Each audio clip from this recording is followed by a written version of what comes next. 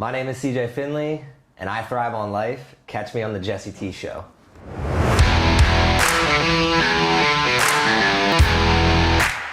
Mighty the powerful CJ Finley. What's going on, brother? Welcome to Austin, Texas. Dude, it's fucking been crazy. It's been the most, Austin is something that's been on my radar for so long, for so many reasons, and I am so thankful to be here. So thanks for being part of the welcoming crew, man. Heck yeah. Hell yeah, dude. So this story is all about you. It's your journey. It's your mission. It's everything that you've witnessed and everything that you've succeeded and things that you've overcome. So just give us a little context wherever you want to start. Who are you and what do you do? Yeah, well, just first off, happy to be here. Happy to have you in our up-and-coming studio out here in Austin, Texas, and glad you had a wonderful weekend, it seems like.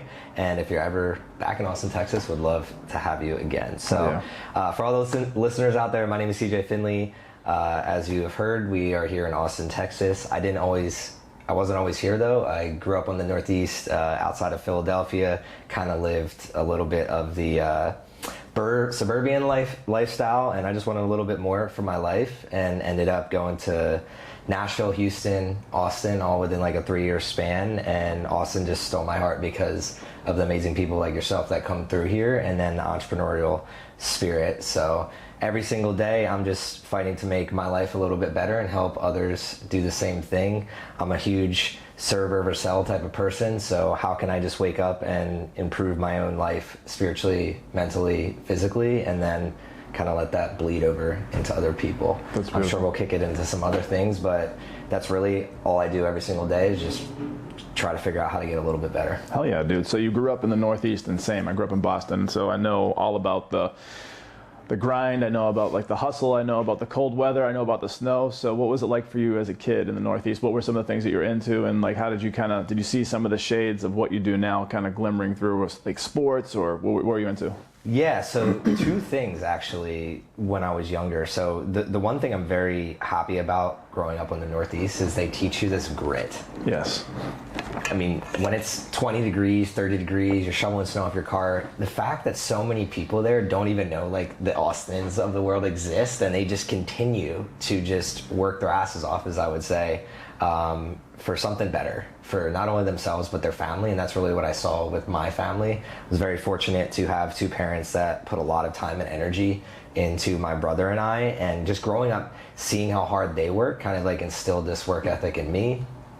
And the first outlet really was sports, like team sports, soccer, hockey, baseball, basketball. I was doing it all, and it really just taught me the core values side of the world. And that's what has helped me in entrepreneurship, is just understanding that like if you have 11 guys on the soccer field, you can't just rely on one. And entrepreneurship is very much the same way. You have to rely on relationships. And how do you kind of like mesh this team together. So beyond the core values, I also kind of like was dabbling in the entrepreneurial world without knowing it. Like there was no YouTube or Instagram. Right. I don't even remember Google. Like we were on AIM. Like, that's what when I was a kid. Like it was like AIM, Instant Messenger, and that was it. And then really it stemmed from, okay, you start approaching 13, 14, 15, 16. I'm mowing the lawn and doing that stuff for some cash, but you start hearing in my family, like the chirpings of like, you're gonna have to get a job like, at some point. So me, I am like, I try to optimize. I've always tried to optimize. I'm a critical thinker, engineer at heart, and when I was younger, I didn't want to go to a job. Like I liked just being outside and doing the things that I like to do. So I started scheming on like, how do I make cash? Again, I had no idea what I was doing. I was just trying to figure out what was the easiest way to make the highest amount of money. How can I have a little bit of input and then the highest amount of output? And really it was like mowing lawns, cutting grass, babysitting was a big one, because it's like if you babysit a couple people, they'll give you $50, $100. And then once I reached the age where I could like actually go get a job, working cash only, so like bus jobs, like busing. Reason I didn't pick waiting, I actually was a busser at a country club, and the reason I didn't pick waiting, like being a waiter, it's more stressful. So I was like, again, always like the input versus the output. How much is worth my time? So I was kind of always thinking in that way. And then I think a little bit of that was passed down. My dad caddied at golf courses when he was younger. So just hearing him talk about like, I would caddy for a day and just chat with a bunch of people that are successful and make $100. Nice. So I started thinking in that way. That entrepreneurial mindset, like go make your own money, go work your own time, be free, do what you want kind of thing. So he was, and he's not an entrepreneur, but he was kind of like putting that in my ear without even realizing it, I think. And then when I got into the frustrating part was when I got into college, like I went into engineering, and one of the things that I'm really being the education reform, and one of the things that I wish would have happened is the engineering school would like partner with the business school, because in the real world, you like your sales team is selling for your engineers. So it's like very connected, but in school it wasn't like that. So I kind of lost that path during school. But so you went to school for engineering? Yeah. Nice. And what was the goal there when you were going to be an engineer? Was it planning? Was it structural? Was it, you know? So I went in with no plan. Awesome. And that's another thing I think that brings me in the education system is, and reform, is they don't really set kids up for success. Yep. And I remember being in high school and them being like, you're good at math, go be an engineer, or go into the math and sciences. And my dad was an engineer, so I was just like, this is just the path of least resistance. Yep. Rather than like, what do I really like and where do I want to make an impact on the world? I wasn't asking myself those questions, didn't have anybody to ask me them. I'm in a small suburban town. No one's asking you that. They're just like, you go to college, you get a clap, right? So it was a kick in the pants when I went to school, and I started off non-declared engineering, so you just take the regular classes, and then I had to declare, went to bioenvironmental first, and I couldn't do the chemistry and the bio. Okay. Not that, let me switch words. I could have done it, but found out I wasn't passionate about it, so I wasn't doing well. And started searching, like, am I gonna quit? Am I gonna go into sports and exercise science? Am I gonna like pivot completely out? And I found systems and industrial engineering, and I was reading the curriculum, and it was all about how do you improve things. Nice. And one of my first classes I remember was like something about like workforce improvement. So like it was ergonomics. Okay. You go into, they basically, as a consultant, you go into a business and you figure out from literally the chair you're sitting in to how they're making their money, how do you improve? And I remember this class because the teacher specifically would say, you're gonna be disliked. Because when you come into somebody's den and you tell them to do things, they don't want to change. Nope. And that is what kind of like caught me, is like, I'm kind of a competitive person. I can deal with kind of conflict. Sure. I kind of like it a little bit. This kind of seems like the path for me, where I want to help people improve that don't even know that there's an option to improve. You can see it, and you can kind of be their guide and just, you know, make recommendations. And so now it's a matter of figuring out how to do that. Yeah, and I'm hands-on. Yeah. Like, it was very hands-on rather than like the creative world where it's just like coming up with something from nothing. This was like, I could see it. There was a path. I liked it, and that's what I stuck it out with. Damn, man. So what year was this roughly when you started making that transition? How many years ago? Let's see, it's 2021. That was like 2011. Okay. So like about a decade ago. Yeah. And then from that pursuit, did you stay in that kind of vein and that path for a while, or was it a quick pivot to something else? If you know me, like if you're just listening, like if you look at my life, you go to my LinkedIn, and it's just like, I can't say doing like every 6 months to a year. I was the same way too. And at first I used to be self-deprecating and like get depressed because what I started realizing, I was looking up to the wrong people. Most of the people I looked up to didn't understand me. They were out of job for 20, 30, 40 years. I don't understand it. Right? And I was getting mentored by people that didn't understand what it was like to. So you felt like a failure because you were chasing an archetype that wasn't suited for you, and you probably learned along the way, which we'll find out like who you are and how you operate in the world, and like you just like a fucking aha moment. Yeah, you feel alone. I was very alone. And what that led to, fortunately, again, I had sports, but I felt alone at sports because I was like the only kid on the soccer team that was an engineer. So I would go to class, none of my teammates were in my class, and then I would go to the field, and none of them understood what it was like to take on an engineering course load. So it was like very lonely, and the first year I was commuting. So it was a very, again, this is like first world problems, right? I'm very self-aware that like the opportunity I got was I was blessed, right? But it taught me a lot, like, damn, like if I want something, it's gonna take a lot of me, right? And I started had it all. Like I got the engineering degree, making good money out of college, and the first job that I had was working at UBS Wealth Management. They sent us to Switzerland for 6 weeks, and I remember being in Switzerland and within a week knowing that I was going to quit that job. Yeah. Like pretty much within the year. What was it that you didn't like about it?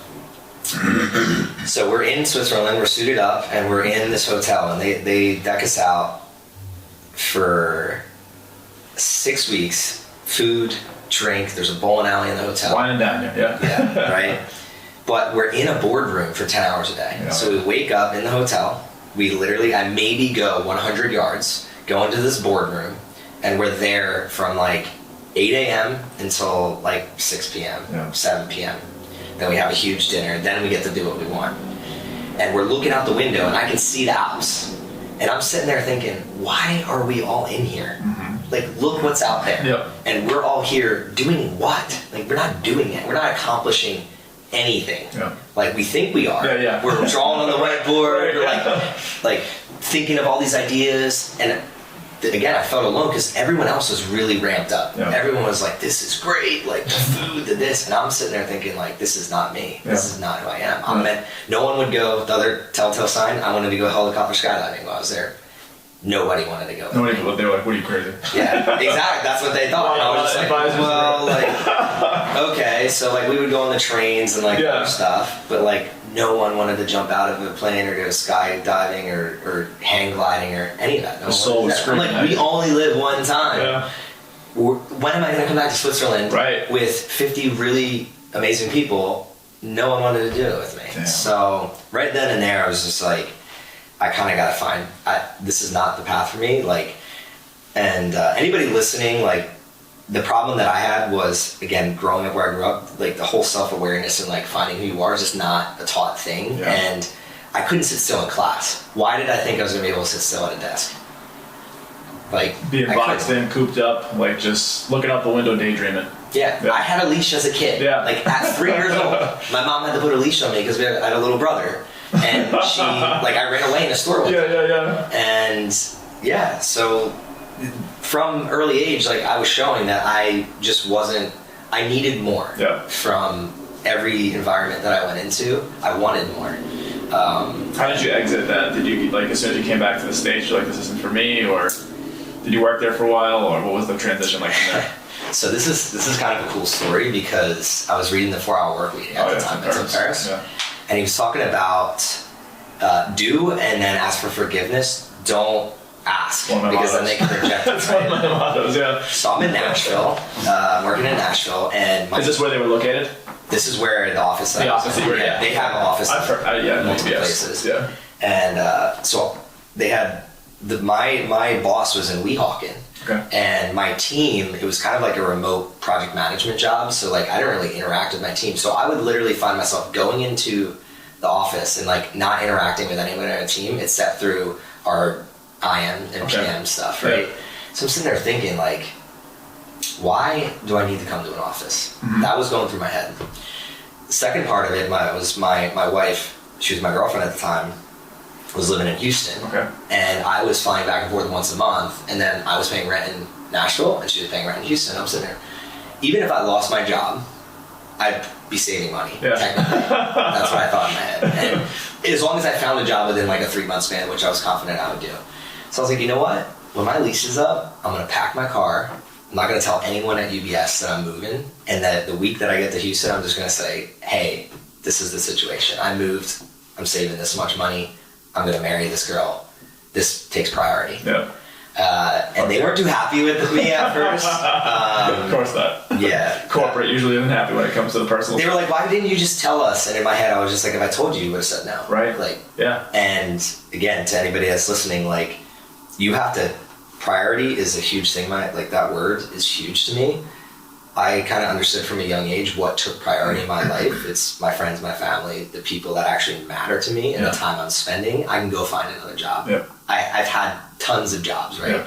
Most people get siloed into thinking like that's the path. They get brainwashed and they get fear lost that they're not going to be able to, pay their bills or live, or they get sucked into this lifestyle. Like I'm thinking about how these businesses will wine and dine you. Like you'll go to, the Alps, which is crazy, and you'll have all this great food and this great time, but then you start looking at like what you're going to be doing, and then it starts to be this like antithesis for happiness, but then also you start to do things like become unhealthy. Like if you're in an office for 10 hours a day and you're waiting to just get out and release and have some escapism, most likely you're going to eat some shitty food, like some comfort food, and or have some alcohol. And so now you're in a place that you already don't like to be in, and then you're going to make yourself sick.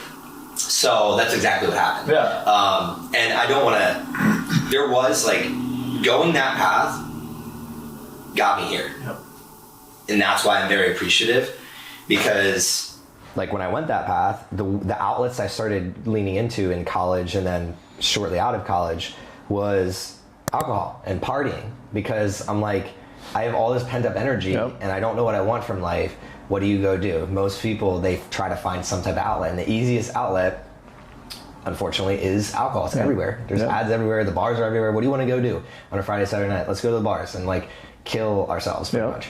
But the good thing about that whole experience was, you mentioned, I saw how much it physically affected other people, because I had this other half of me that was an athlete. Like I was in the gym in Switzerland every day. I was like one of the only people.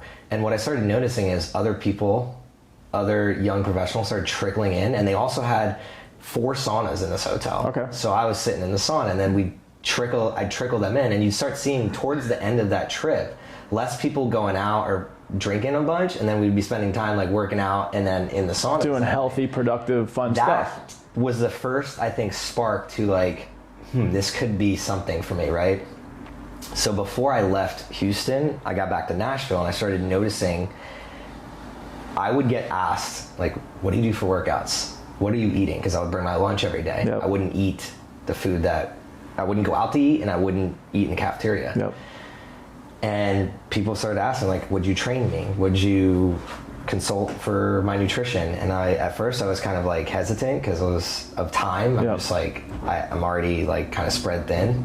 But then I started looking into price point again, input versus output. I'm like, I feel like I can train people like 1 or 2 hours a day, make an extra couple $100 and like invest that elsewhere. And then that triples. And then like, so that's how I started thinking.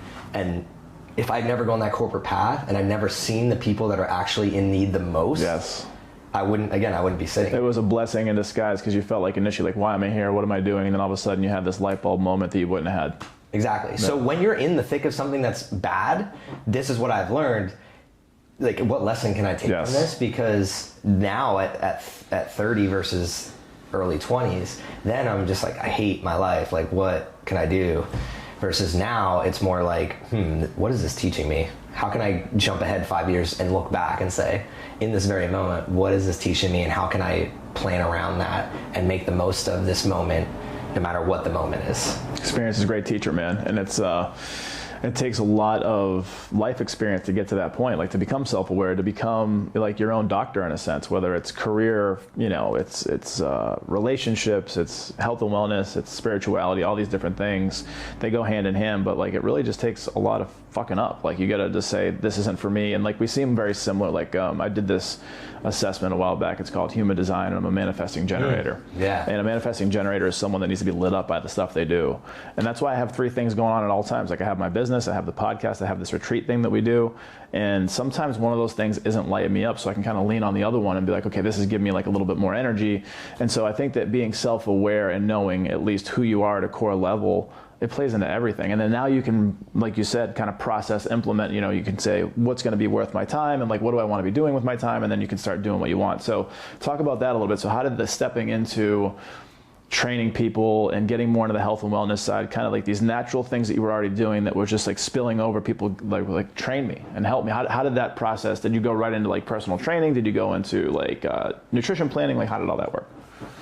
I love this question, and before I dive into that, you said something that really kind of struck a chord with me of like, it's funny, we do a lunch and learn at one of the businesses that I work with, shout out to MSW Lounge and How Do You Health. We do a How Do You Health lunch and learn every Friday here in Austin, Texas, and Human Design was last Friday. So I wish you were in town. That would have been awesome. Because you would love this. Hell yeah. And I love how you're talking about leaning on different things for energy. And again, that's something when I look back on things being taught, like that type of course would be so much more valuable when we're at 10 years old to 15 to 20, right? Because everyone that looked at me was like, you're jumping around too much, but it's their insecurity that's bleeding over, because technically they want to jump too. They're like, I'm not being fulfilled. That guy's going after what he's fulfilled. But like, no, that's not how we do things. And to people listening, if you feel that within yourself, like, don't look back. Because as soon as I leaned into myself, I started finding people like Jesse, because they were doing the same thing. It's like, how do we all kind of bounce around and just help each other level up? So I love how you kind of like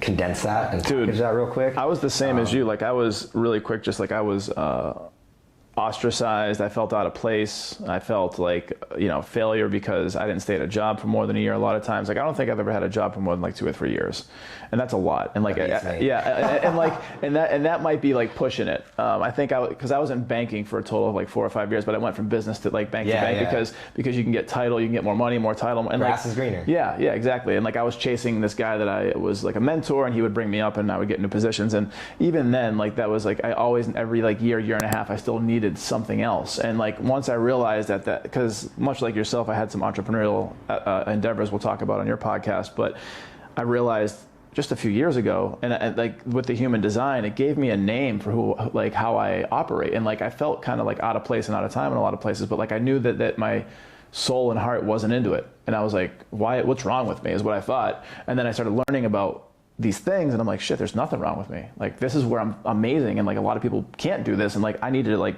fucking go. And so I think that you're very similar, and it's really interesting to meet like-minded people, because sometimes it gets lonely, especially entrepreneurship. You're on this island. Even if you have partners or if you have allies or whatever, it's really important to know who you are, your North Star, and surround yourself with people that are fucking badasses.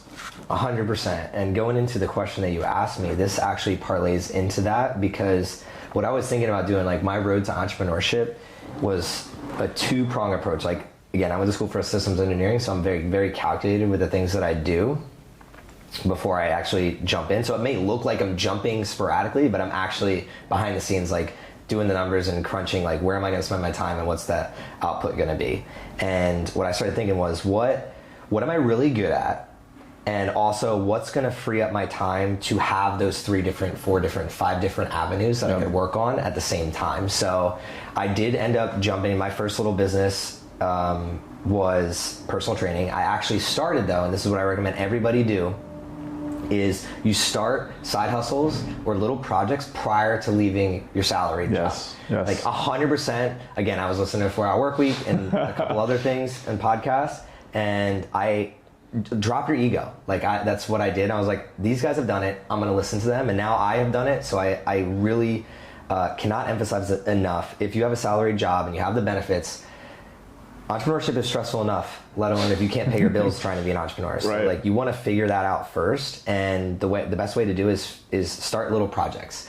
So what I did was, okay, if I'm really going to do this, am I willing to wake up early in the day prior to my full-time job and train clients? And then am I willing, after a long day of work, to go train clients in the dirt in a park? And I did that, and I started realizing I'm a morning person, but not a morning person where I like to interact with people. So in the morning, I'll wake up at 6 and then, like, write, journal, you fast, time, meditate, like me time, right? But I had to wake up and train people. So it was very different approach big different to, like, dynamic. my life. But I found out that was the best part of my day. Okay. Compared to the pushing comfort zones, maybe? Is that part of it? Not really. No? It was literally just comparing. Okay, I have this 9 to 5, which I'm getting paid pretty good to go to, and then I have 6 to 8 in the morning and 6 to 8 at night, right? And those are the in-between hours where most people are probably just doing whatever, and I'm still working, but it didn't feel like work. And that's how I knew, okay, I could probably do enough personal training to pay my bills, because I enjoyed it enough to do it at 6 or 8 a.m. and then 6 to 8 at night. The beauty is, once you go full-time or like even part-time, you can kind of pick your hours a little better. So I think it was like August, I started training. Like, that summer I started training prior to quitting. So 2016. And what were you working? What was the 9-to-5 job at that point? It was a sales job. Okay. Sales gig. Okay. Yeah. What kind of stuff were you selling? It was like sales and it was like recruiting. So the reason I got into that, just real long story short, I was in IT at UBS, so I was a project manager. So I would have people actually call me and say, hey, we want to fill the projects that you're working on with these different consultants. So I got this job because I was like, oh, it's just the other end of the spectrum. Now I understand the IT infrastructure. I understand engineering. So like cold calling to kind of understand more about the projects was I was used to being the guy getting cold called. Yep. So it was an easy transition for me. But funny story, my wife was working at one of the places I was cold calling, and she would hear the people around her pick up the phone, and she'd literally text me. It's like, did you just call this guy? So that was a pretty funny story that came out of it, though. Get some intel. But yeah, I just realized real quick again, like I thought jumping was gonna change something in me, and it didn't. And I started personal training I remember coming into, because I had to wear a suit for this job, I'd come into the office with my gym clothes on, just train somebody, switch in the bathroom, and then go to work. And I did that for 5 months, and I think this is a critical part of the story, so I'll go into it. Yeah. My grandfather died, and prior to my grandfather dying, I was supposed to go to Florida to visit him. My dad was like helping out with him, and a hurricane happened. Damn. And this is going back to like those universal signs in your life. Hurricane happens, can't go to go help my dad and then see my grandfather the last time. Because I couldn't go, that Friday I was supposed to take off work, fly to Florida. Well, I was like, you know what? I'm not gonna waste my day. I'm gonna go into work. Yep. Someone hit me that day in the morning. Oh, no way. Like, in my garage. I'm pulling out of my garage. Someone hits the sidecar, and I just got a new car. Damn. So I'm all pissed off. I'm like, God damn it, I hope this guy has insurance or whatever. 2 days later, someone hits me head on in my garage. No way. Yep. Sunday. So from Friday to Sunday, someone hits me head on. Wow. I'm not even supposed to be in Houston at that time. I'm not supposed to be there. I'm supposed to be in Florida. I think my grandfather died that week. So I'm dealing with these car problems, and then he dies. And then the kicker to this is I had a rental car. I had a trip planned to visit one of my friends.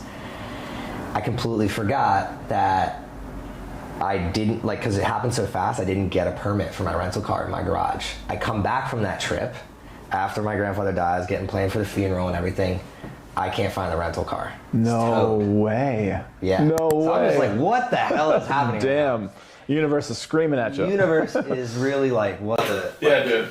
Something. And ultimately what happened is, like, we go to Florida after the funeral, and I see some other family members that are sick. And I was sick at the time. I was going through my own, like, not to be too blunt, but, like, basically shitting blood. Yeah. Just, like, we have stomach issues in my family. My aunt died of colon cancer at a young age, and some other things that I've been looking at since I was in my early 20s. And this was the culmination to when I got there, and I saw some other sick family members in my head. So this was November of 2016. I was like, I have to quit my job, not only to figure out what I'm passionate about and what I love to do with this world, but because I need to save myself. Yeah. So at that moment, I was like, I need to reduce my drinking. I need to reduce like all these things across the board.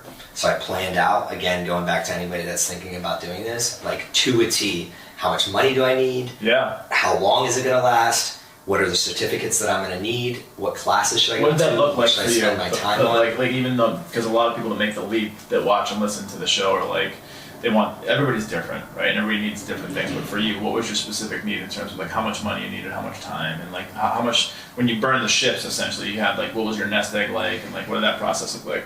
So, because I was living more in a scarcity mindset in the beginning, like as everyone does, I actually like thought I needed a lot more than I did, which was good, to be honest. But what that looked like is I kind of was just like, okay, if I'm gonna make $0 for 3 months, what does that look like? Yep. So I kind of look at things as like, if the worst of the worst happens, which rarely ever does, how long can I last?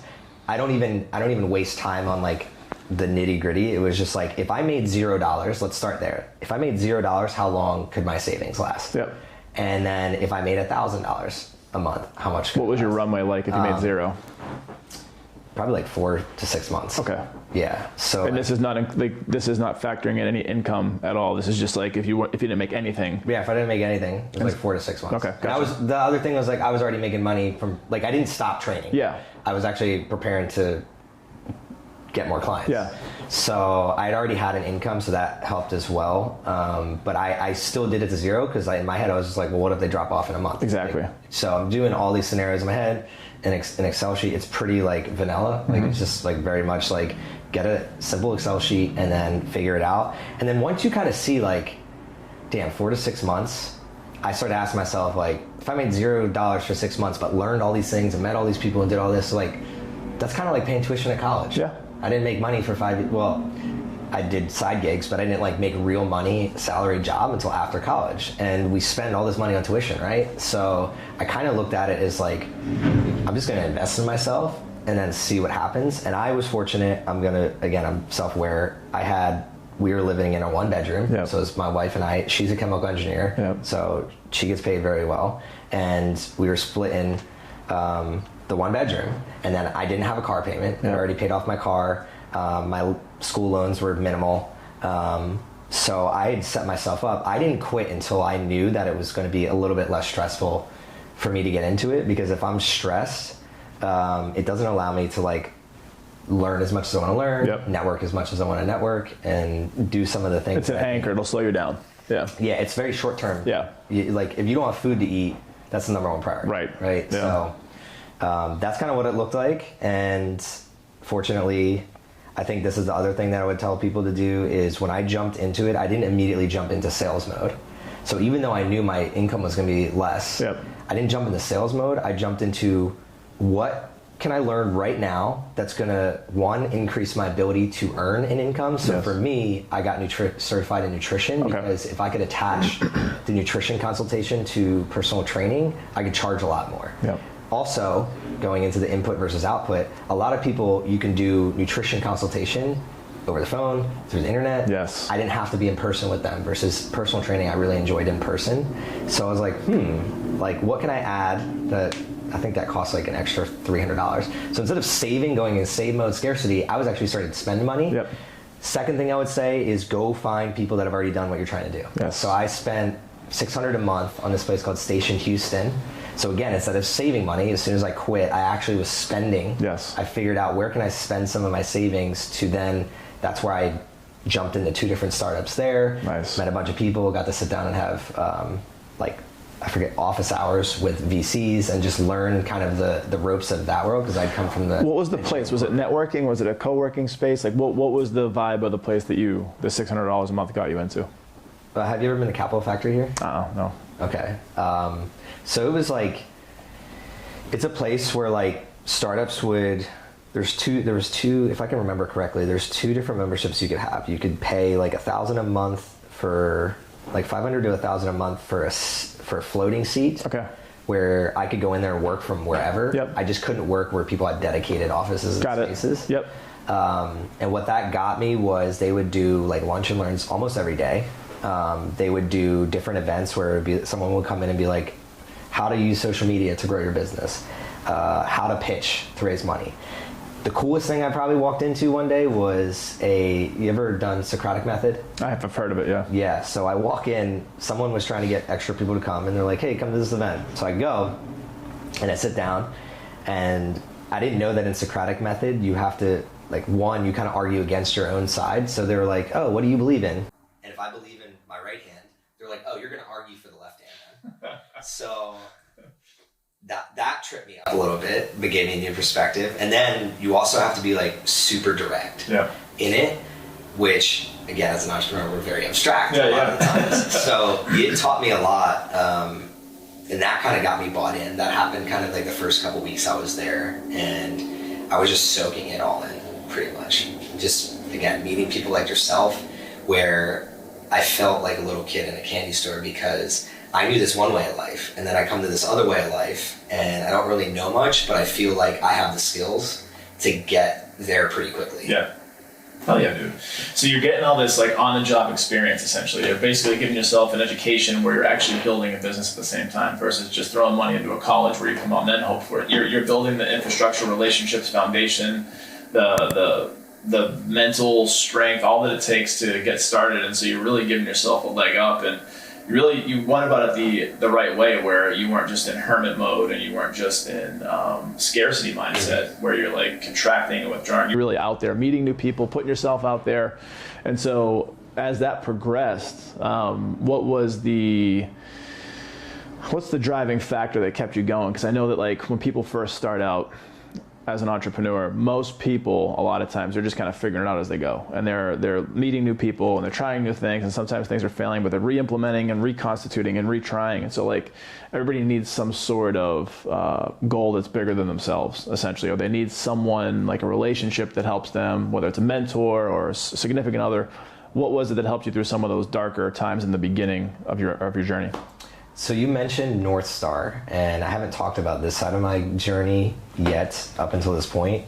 My wife, I've known since I was 10 years old. Oh, wow. We didn't reconnect and start dating until we were 24, but... How did that happen? The reconnection? Yeah. Well, okay. So pretty interesting. Yeah. But I will...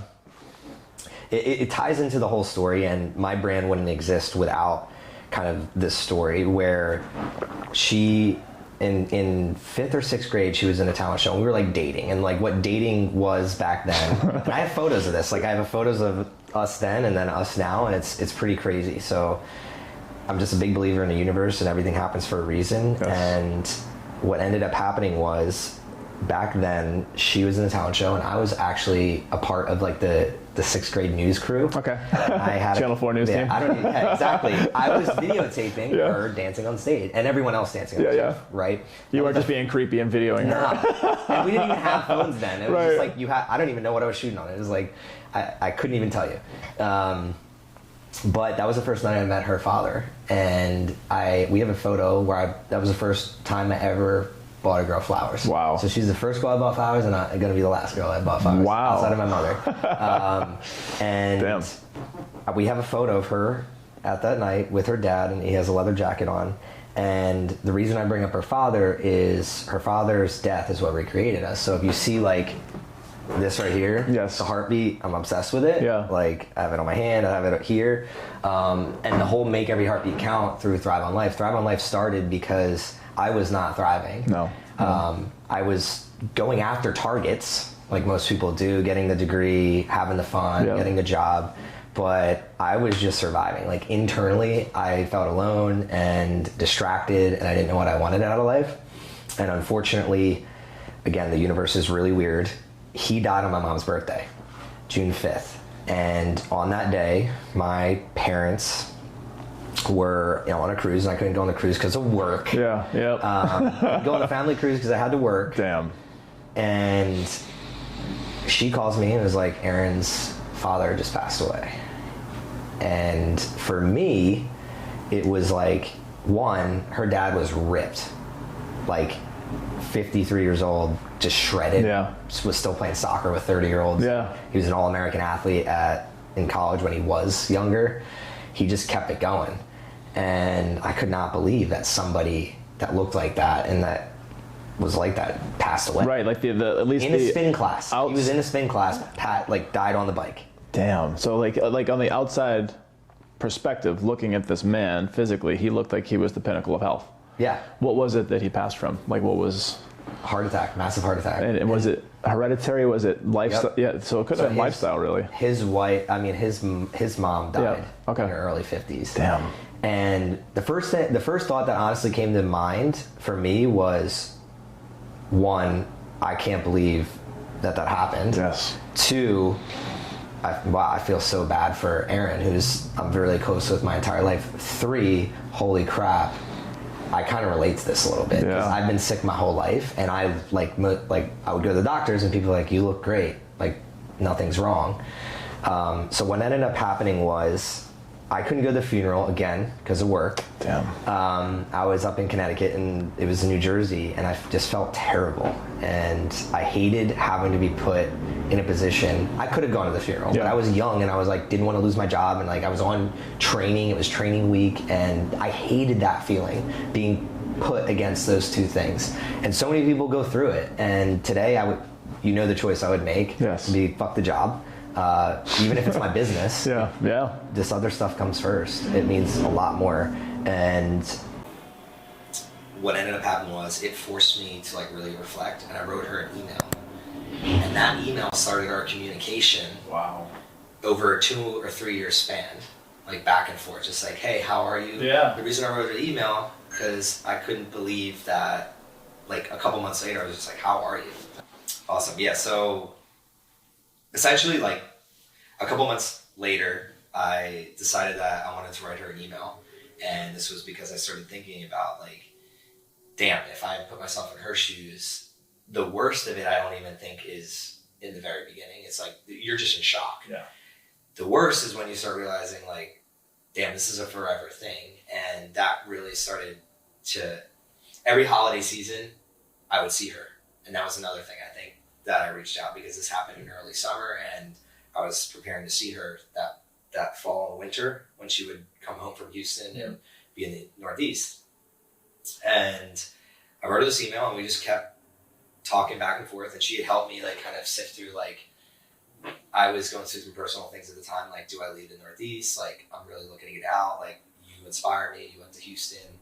So that's what ended up leading me to Nashville. And what ended up happening was I signed a deal in August, and I graduated in December though. Okay. So I had like a bunch of time, and all my friends were like, take time off, do whatever. And I was like, nah, I can't do that. Like, I can't live at home. Like, I gotta like be in my own space. So I found a contract job working right outside Manhattan, Weehawken, New Jersey. And so I moved up there, and I was living with 2 people there. They were 10 years older. What kind of work was this contract job? It was in accounting. So I was doing like, kind of like people would call in and have a problem with their account or something. It was very like, hey, you're getting paid $25 an hour to just kind of fix these accounts. Yeah. People call in and just help where you need. Yeah. Very easy, but very boring. Yeah. I just needed just something. A Band-Aid. Yeah. Yeah. I was like, I just want to live near New York, live in a not at home, and like get paid enough to just wait it out until I move to Nashville. Another universal thing.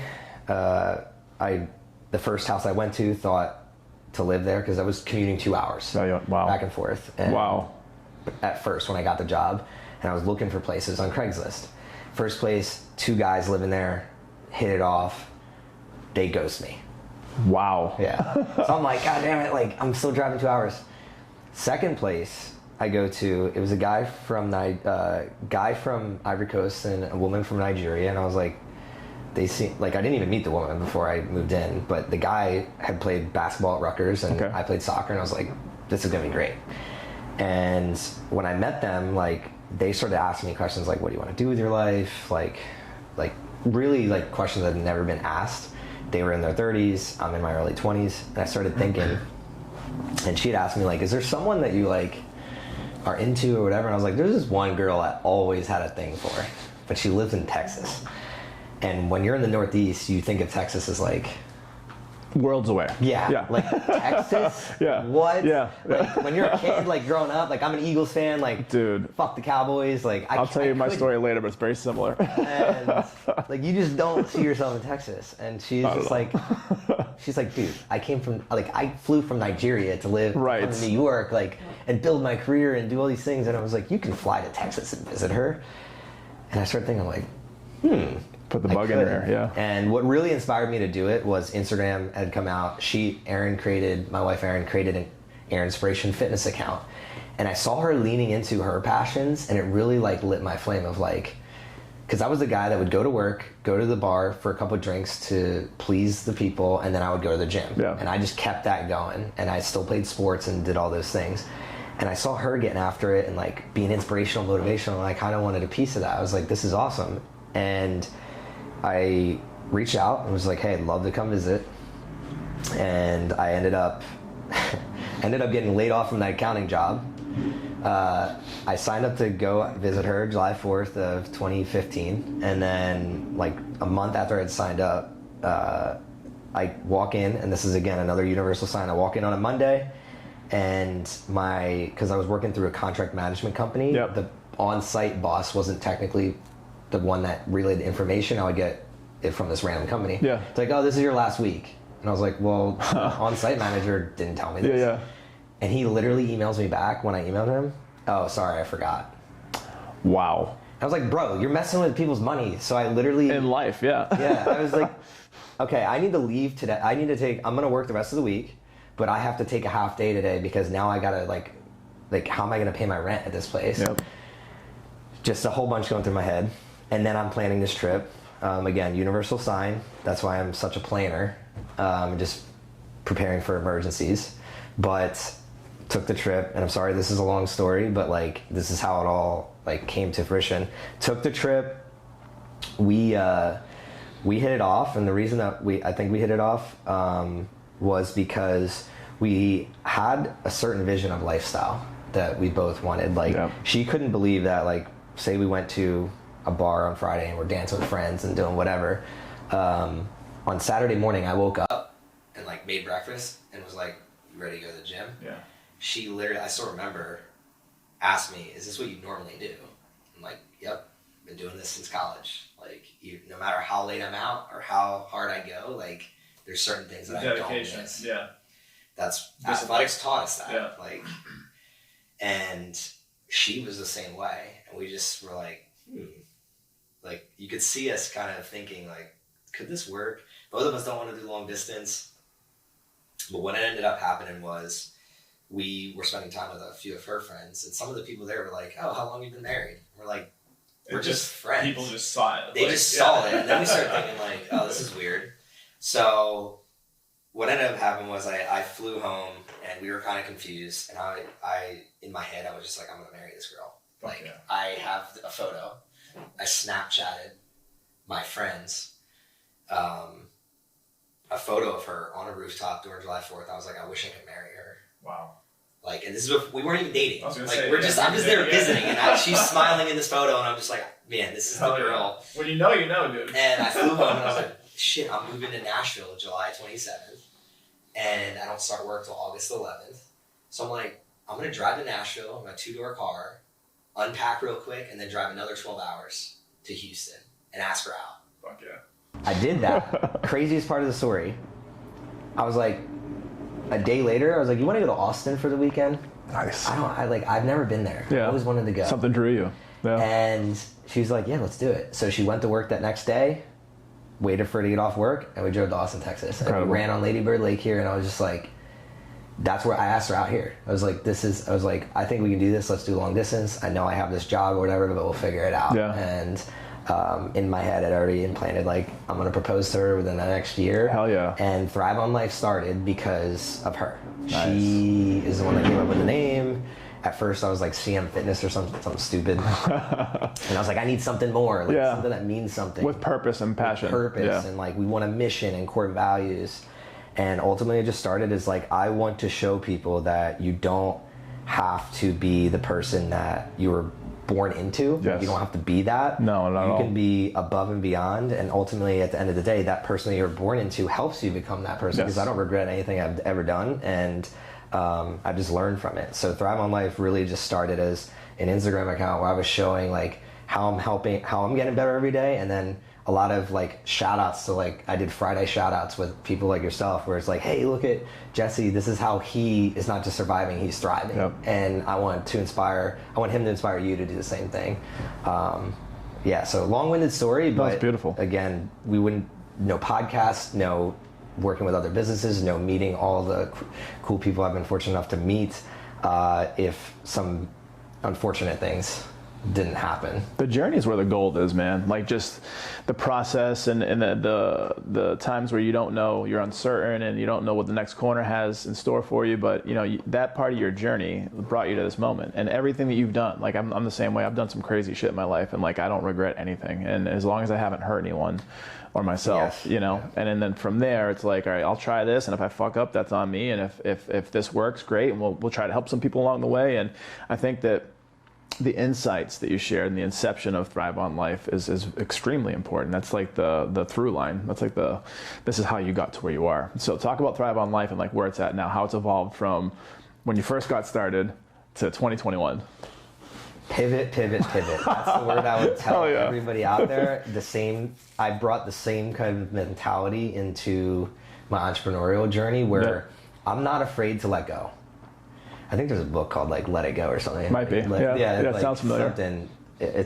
I've read it, but it just reminded me of me because I've been really good. I think one of the skills that engineering does teach you is that test, hypothesize, and you're constantly like phones, right? Like every year they're trying to make them better and better and better. It's always updating, It's always pivoting. So I just came from that world. So it was a very easy transition into entrepreneurship where the best entrepreneurs, I think, understand that what I say the business is today doesn't necessarily mean tomorrow it's going to be the same thing. No question. A lot of people that don't do well have their ego set on like this one. They get romantic. Path. Yes. Yeah, they get romantic and on it. And I had a buddy that had a chance to take in he had offers for tens of millions of dollars for an app he created that helps to prevent police brutality, specifically in the Black community.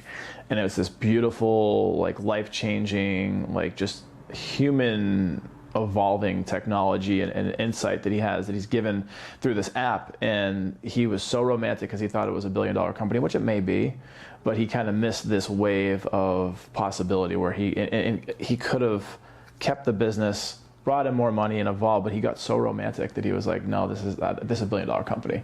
And again, shout out to him for like not giving in. Like that's one side of it, but like also from a business standpoint, who knows what he would have been able to accomplish if he did take that injection. It comes back to, again, the word that I said, like priority. Yes. I always understood when I first started the brand, the priority was the mission, not the product. Yes. And that's where the first product really was just an Instagram account, and the product was a service of me reaching out to other people, hosting events, personal training, doing whatever I could to just help the community. And eventually what that led to is my personal training path. I started realizing like I actually liked helping other personal trainers with their businesses. Yes. Because what ended up happening was I built this system where like I would plan to have a client before I got a client. So in Google Drive, I would be like, client, here's all the forms, here's the surveys, here's all the stuff. Yeah. And I would ask other trainers, like, do you guys do this? And they're Of course like, not. no. Of course not. Like I just wing it. Yeah, and of course. I'm just like, wait a second. Like you're not doing, because again, I was in a bubble of like coming from the engineering world, like, oh, this is probably how people do things. Little did I know. And then they weren't, and I was like, they're like, damn, this is like really good. Like, can I use this? Yep. I'm like, I actually like helping you more because the mission, again, the product I didn't care about. The mission was to help millions of people. Yes. So I realized that if I help the person helping the people, I then achieve my mission It's at a much exponential rate. Yeah. Rather than trying to help one by one people get healthier, right? What that led to is personal trainers tend to be very well networked. So they would then say to their startup buddies or people that they were working with or their clients, yo, you need to talk to this guy, aka me. Yep. And so I started working on apps, just everything. Like I've worked in real estate, rental companies, apps, fitness, event space, just whoever I could talk to, because again, I was obsessed with the mission of helping. Yes. And scale that help. And then what I wanted to really figure out, what do I love the most? Lo and behold, that's how I stumbled upon podcasting, because I found myself listening to a lot of podcasts and being like, I kind of want to try this. One of the companies that I'm very fond of here in Austin, Texas is Prep to Your Door, and it's a zero waste vegan food delivery service started by my buddy Fayez, one of the best entrepreneurs in the game, and I hope he gets Forbes under 30. we're trying to get him there. And they just raised some money recently, so shout out to him. But he's grown from like him and his future wife getting married next month to just those two kind of like giving out, they were delivering stuff to gyms to now scaling. Oh, I think they're over 50 people right down the street. They have their facility where they cook food and prep food to your door, and they do a lot of community service and give back type of opportunities. The reason I bring him up was he was one of the companies where I would like help with media, and him and I chat back and forth.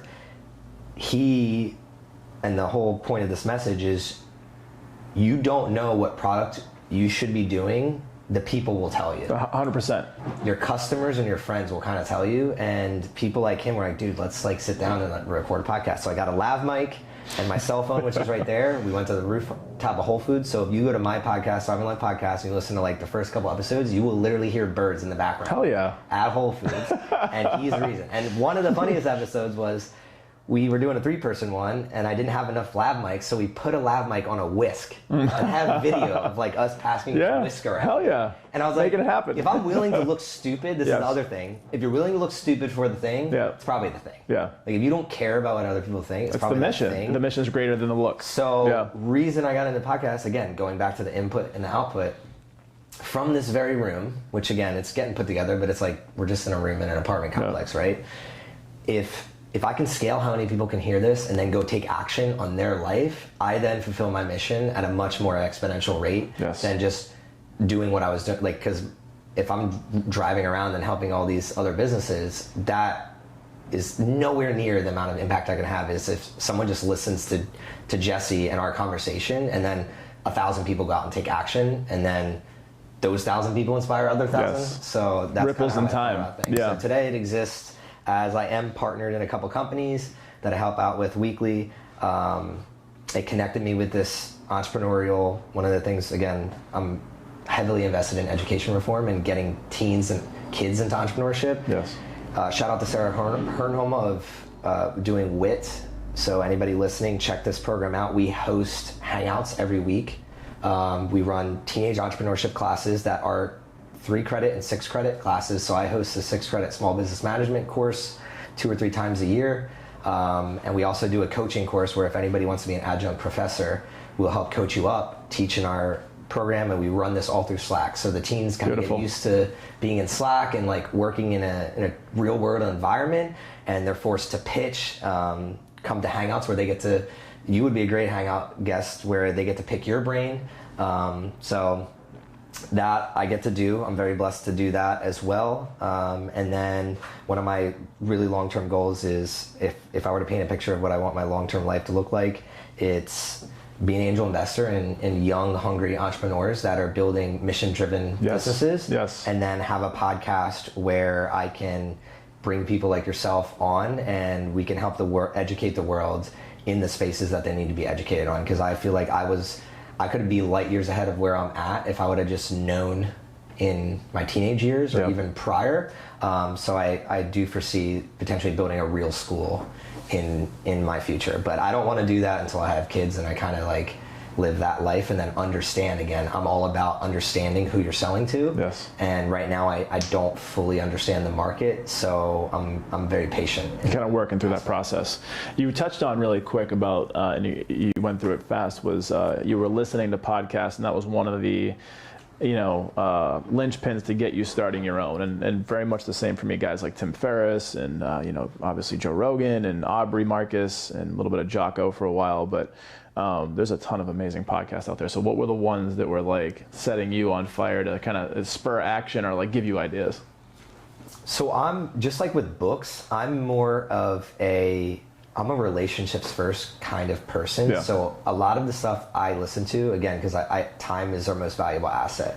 Like Thrive stands for time, health, relationships, income and investments, vision and experiences. Love it. Time is first for a reason.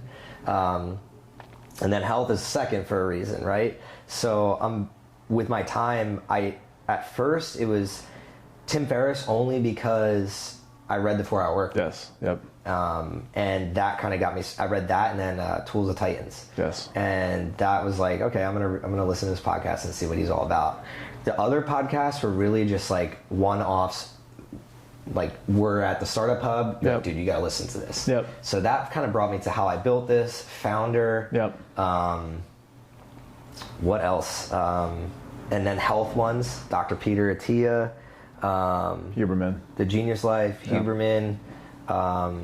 There's a bunch that, again, it's really sporadic for me. Even today, it's the only one that the only ones I look back to frequently are Rogan and Tim Ferriss. And honestly, that's because like, it's like looking at Michael Jordan when you're in the 90s. So it's like, if you want to be the best, learn from the best. Emulate them, man, and do what they do. And and be like, bring your own sauce to that. So it's just, that's what's also helped me be patient, looking at their stories and looking at like the struggles that they went through. It takes decades. The overnight success takes like 20 years. It really does. So that's where I just like, again, I'm all about the relationships and just like, how can I help and serve? And the podcast has been the best, in my eyes, facilitator to that. And I'm patient, but I'm very much looking forward to the day where this is my career. What would you say to someone who's on their health and wellness journey, no matter where they are, and they're just looking for some insight as to how to get started, how to stay on track, or how to just augment their life, even if it's like, 1% a day? Invest. Okay. Money, put your money where your mouth is. Okay. So I just mentioned Michael Jordan. Michael Jordan had coaches. Yep. He wasn't massaging himself. He wasn't training himself in the gym. Yep. He had people of every minute of the day helping him, except in basketball. Yep. Basketball was his thing. So realize that, like, I'll give 3 archetypes of people. You have the corporate people, you're working 9 to 5. Like, if you love your job and that's where you're giving your energy, don't spend your time trying to figure out what you should be doing in the gym, because that's what's going to keep you from going to the gym. Yep. Hire somebody, invest in that, and ultimately you're probably going to have a lower insurance bill. You're going to have less pain and problems over the long run. You're actually going to save money. Quality of life's going to be much better. Quality of life is going to be better. You're going to get a raise because you're going to look good, feel good. Yep. If you feel good, you play good. Yep. If you play good, you get paid good. So it's going to like have a long-term effect, right? Then you have the people that kind of live more of the entrepreneurial lifestyle, have a little bit more freedom. Their problem necessarily isn't the time, but it's the accountability. Yes. So they have the time, and maybe they have the time to figure out what they want to do in the gym, but they don't have anybody accountable to saying, like, what is your goal? And this is the struggle I found with a lot of entrepreneurs, is like, when you lack structure, like, you don't really know what the goals are. So when they're going to the gym, I start noticing, like, they'll go a couple days and then they won't go again because there's no like set goal. And then you kind of have the third person who is a little bit of a mix of both, who like lacks time and then lacks the structure and the accountability. And that person, not only should you invest in hiring a coach, but you probably should hire someone like therapy, psychological aspect. For sure. Yep. Because you need to find what is the deep-rooted cause of your unwillingness to have the structure, create the time, and do those things. Because if you don't have the mindset, then the gym isn't really going to help you. Yep. I'm a big believer in moving helps your mind. Yep. But like being willing to reduce your ego and say, I have a problem, starts before you get to the gym. No question. Right? So practical tips though, I would say find somebody that is at where you're at. Yes. Who has gone to somebody who is at where you want to be. So I'm a big referrals guy.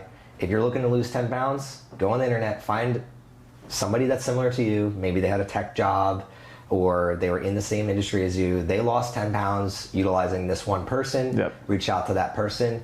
Vet people. Like, vet them across the board. I can go so far into this. I don't want to, though, because I think that would take away from how easy it actually is. Yeah. In today's world. That's where Instagram, LinkedIn, YouTube come in. If you're paying somebody and you're spending time with them, you want to like spending that time with them. So ultimately, if you spend the time with me, whether it's in business or in the gym, you're going to get better. I'm going to get better too. Yep. That's the beautiful part about it. Because if you show up, you have a chance. If you sit at home, you don't. No, you stay on the bench. You don't have to play. Yeah. Love it, brother. Well, is there anything else you want to, talk about before we jump off? Anything that we didn't cover? I just want you to think about, if you're listening to me, because I I know when people listen to the podcast, they're either running or they're driving in the car or they have a little bit of space for themselves. If you are in this moment, if you're going A to B, so let's say you're driving to work, right, and you're listening to this, and you do not like that B, you need to change it. Because there's so many people out there that don't realize that this could be the last A to B transaction that you make in your life. Yep. And it needs to be worth your life. So the way that I dedicate my time, I mentioned that with Thrive, is if I'm going A to B, that kind of movement from A to B needs to be worth my life at every given moment. If it is not, because I can go at the blink of an eye, then you have something that you need to change in your life. And it won't change overnight. That's the thing that people, like, we want to change real fast, right? We're in this fast-paced world. But you have to realize the first step to anything is realizing that you need to take a step. So the step that you need to take is just reflecting on, is your A to B in any given moment that you're spending time worth your life? And the way that I do this is get a pie chart, literally write out from hours and hours basis. So you really only have like 16 hours in a day if you sleep 8 hours, right? Yeah. Then how much time are you spending eating food, getting ready, doing all those things? So you really don't have as much time as you think. You get that pie chart, dial out what you do every single day, and then compare it to the life that you actually want. Yes. And this gives you a practical distribution of, I have this one pie chart, that's my life now, and then I have this pie chart I want it to be, and you figure out where you can subtract. Subtraction equals addition. Figure out where you can subtract in your life to finally add the things that you want in your life so that your A to B is worth living. Beautiful, brother. Love it. Well, I want to be the first one in the audience to say thank you for being you. Thank you for being on the show. And you've been a hell of a welcome to Austin, man. So thank you so much. Hell yeah. Beyond Jesse, I just thank you for having me. And if there's anybody out there, you're ever in Austin, Texas, hit me up. Oh, brother. Great job. Appreciate you. Yeah, man.